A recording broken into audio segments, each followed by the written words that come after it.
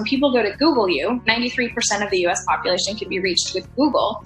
The first thing that typically comes up with your name is your LinkedIn profile. And so if someone goes to that profile and you don't have a picture, and you're not sharing any content, they go, well, who the heck is this person? You know, in this era of reviews and being able to kind of see what people have done, if you're not there, that'll bring up more questions. Well, why doesn't this person have LinkedIn? They say they're a marketing expert. Why aren't they there? Or the CEO is telling me that they do all this stuff, but I don't see any evidence of that. And so that's your social credibility. That's your social proof.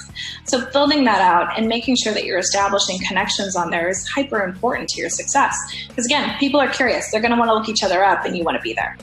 One of the most important things when you're establishing your brand on LinkedIn is kind of looking at who you follow in the industry and what type of voice you like seeing. So some people are very creative with the way that they share messaging. Other people tend to ask questions of their audience, and yet others really spend a lot of time researching and thinking, what would people want to know about my industry? Here's my personal take when it comes to creating content on LinkedIn.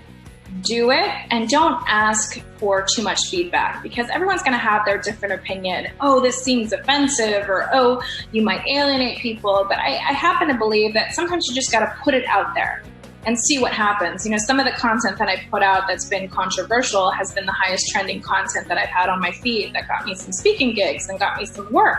And so I think when you put your heart on your sleeve and you share from that, people are always going to be offended. That's just the state of the game. But you get too many opinions, too many people giving their feedback. Now it's losing your voice and your tone. And what you bring to the table that's different from anybody else is how you view the world and what you bring, again, to that table.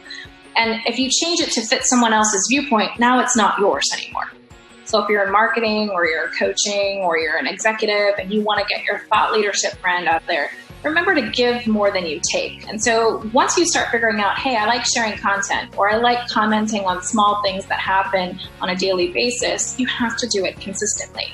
If you want to learn more about me, you can follow me on Instagram at Maresa SD. You'll see my travels, my journeys, the ups and the downs, and everything else in between.